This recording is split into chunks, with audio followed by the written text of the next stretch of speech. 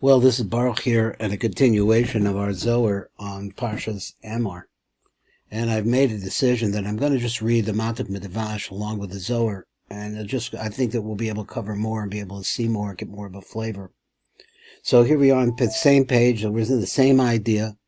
The idea here is that you're not allowed to leave the body over 24 hours, and we got into several different ideas about what happens after a person, or when a person is on his deathbed, and what happens as his soul departs.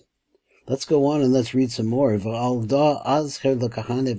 therefore, of all we were talking about not allowing the mace to lay over, so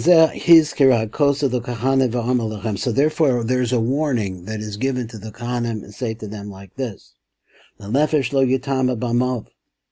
Pirush, l'guf b'li ruach hayim. If there's a body which still has no spirit of life in it, in other words, that kernel that starts us the breathing, lo yitma'o. The person should never allow himself to become defiled by this. Begin the inun kedishin v'lo yishrach alaychu ruach misa'ava v'lo yista'avun. It's because the Kohanim, Shehem Kadoshim, the Kohanim are Kodesh. Kodesh means separate, a separate category, a higher category. So that the Ruach of Tuma, of defilement, should not rest on those people, Lo Yitmabo, and they should never become Tomei about it. Now, all Jews are really warned about this, not to become Tomei. So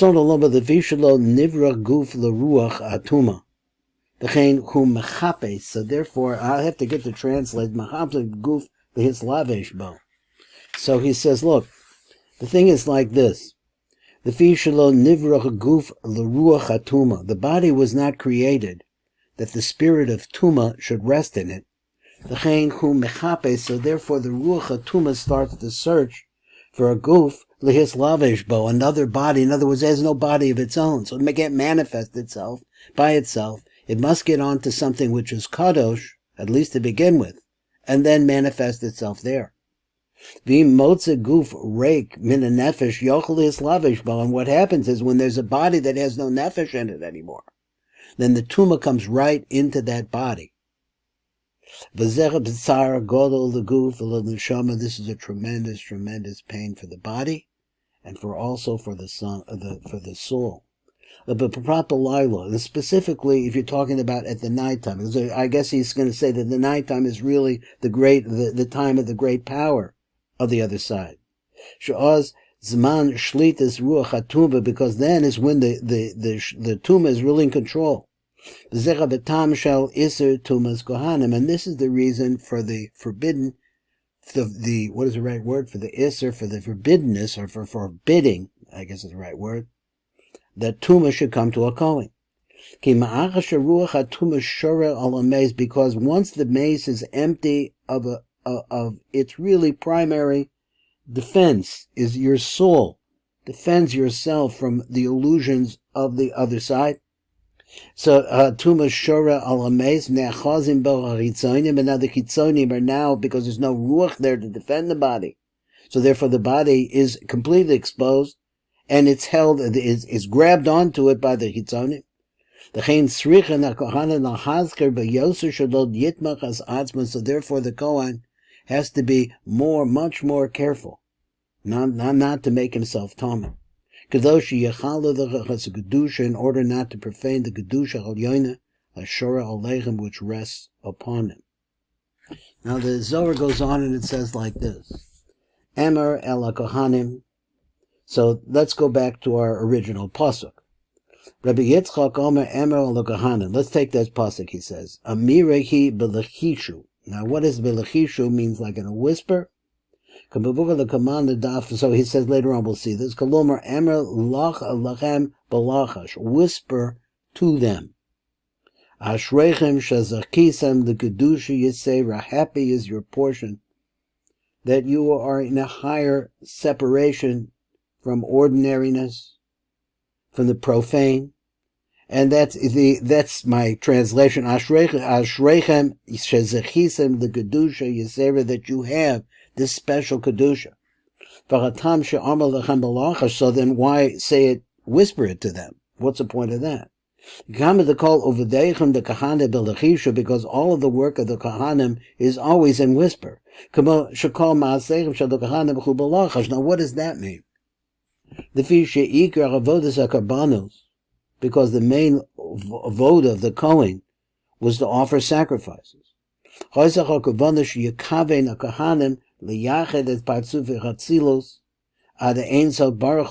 kavanah of offering this, let's translate it, the Kohanim had this intention, the Yached, to make a union, and this was a Lashon Yichud, the Zivug, as Partzuf Atzilus of all of the Partzufim of Atzilus, Ad Ein Sof Baruch Hu, to bring everything into oneness, that is his so that apparently we saw this previously. So the same way, because they had this agenda within them, everything that is spoken to them is in a whisper. Be a little bit more. Amor, and then it says Va'amarto. Now these are really basically the same words. Why do we have a double language? Hakavana is like this: Zim nachad usrein zimnim, one time and then two times. It says it twice. Amel lechem b'pam achav v'shtei pamim, and then it says twice. Kolomer harbe pamim, and many times. La'aschar v'lechu al kudushaychu, in order to warn them and to give them an order, cautioning them to be careful about the kedusha, the status. Lahaskar som al kedushasum, begin the lo yista'avun, so that they should not become impure or defiled. Kedei shelo yitmuch atzman. The man de mishamesh ba'aser kedisha b'boil yishkach kedisha b'kula. He said, mi shemishamish b'makom kadosh, that a person who is working in a place which is very holy, a place which is devoid of all of the distractions of the other side. That person has to maintain himself in kedusha, in this separate category from everything. As a kahana, so therefore it's necessary to warn with a double warning. As a kahanim, a meshamshin bebeis hamikdash, who work in the Beis Hamikdash, the hisnadik benachem b'kedusha yisera, to work in everything that they do, which would be a higher level of kedusha, yoser mishar yisrael, more than any of the other Jews. And now let's just do a little bit more. Let's see a little bit more. It's rolling a little bit faster now. Before Od Masha Kosev, and now let's say further what's written: the nefesh lo yitama. Don't make yourself tame nefesh. Hainu kama de okim. Now this is how we've learned it. Kamoshe barana lamalu. The gufa below ruach. You have a body without a spirit in it. Misavahu. This is defiled. This is a body that we have said before is empty, and all the wrong things can creep into it. V'shar alei ruach misava, and this tumadika, this defiling ruach, is now in a hold of that body. Shaguf b'li chazer ruach tamehu, because that body is tameh. V'shar alav ruach atuma, and now is resting on it the ruach atuma. So he said, "Ki chukas ruchos atumahu," because what is the real desire of the ruach atuma? It's at the gufasim shal Yisrael, is to get a hold of our bodies. Because we have the ability, whether we exercise it or not, but we have the ability to make the yichud with the Keil Elyon, with God up above. Begin the itkara minaychu rucha kadisha, so that should be itrak, to empty out minaychu rucha kadusha, the fisha shehurak mehem ruach kadusha, because they're able to suck out of them the ruach kadusha. Of a mana kedusha, Asian is chavra. But klisha sharsibel kedusha. This is what the other side wants. They want to go to a vessel that is able to hold kedusha, boim lehischavav lehislavish, so that they're coming here to join together and to be clothed. The kohana de'in and kedusha. Now the kohanim which are holy, kedushas al kedushas, v'rakayim shehem kadoshim, the kohanim which are kadosh. They have a kedusha on top of a kedusha. V'yesh aleichem kedusha yisera yosem kedusha shar Yisrael, more than any of kedusha of any other Jew. Lo boil is the avaklal. So therefore, those people who are kadosh and separate in such a way of holiness and such purity, also the hitame klal, they should never become tame at all. Begin the chsiv the fisha kasev benazir, because it's written by a nazir. Shagam who also the tame the mason, that he's also, let's say that this person also cannot become defiled by the dead. Ki nezer elokov al rosha, because he has the nezer, this naziros that come from God on his head. Behind the shehem muhtarim, they are crowned.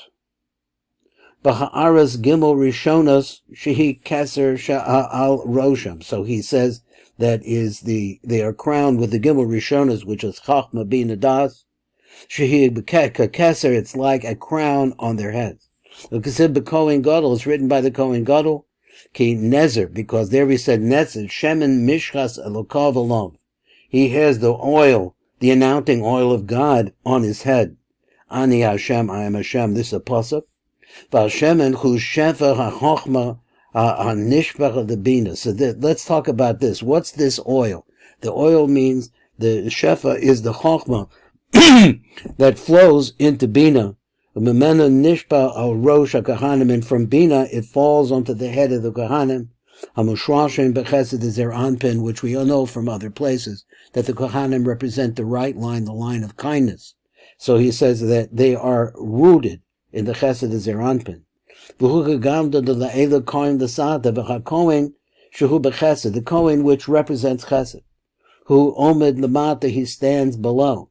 B'shoev ha'aras shefa Hashemen, and he draws the light of the shefa that's coming from this oil, which is the oil of chochma pouring into bina, pouring onto the head of the Kohen Gadol, or the Kohen. Ke'ein ha'Kohen shal ma'ala, like the Kohen that's up above, which is Aaron the Kohen, which is really meaning here the right line, the line of kindness. Shuhu ha'chesed is their anpin, k'mavuar l'kamon, which is the chesed is their anpin, like mentioned and explained later on.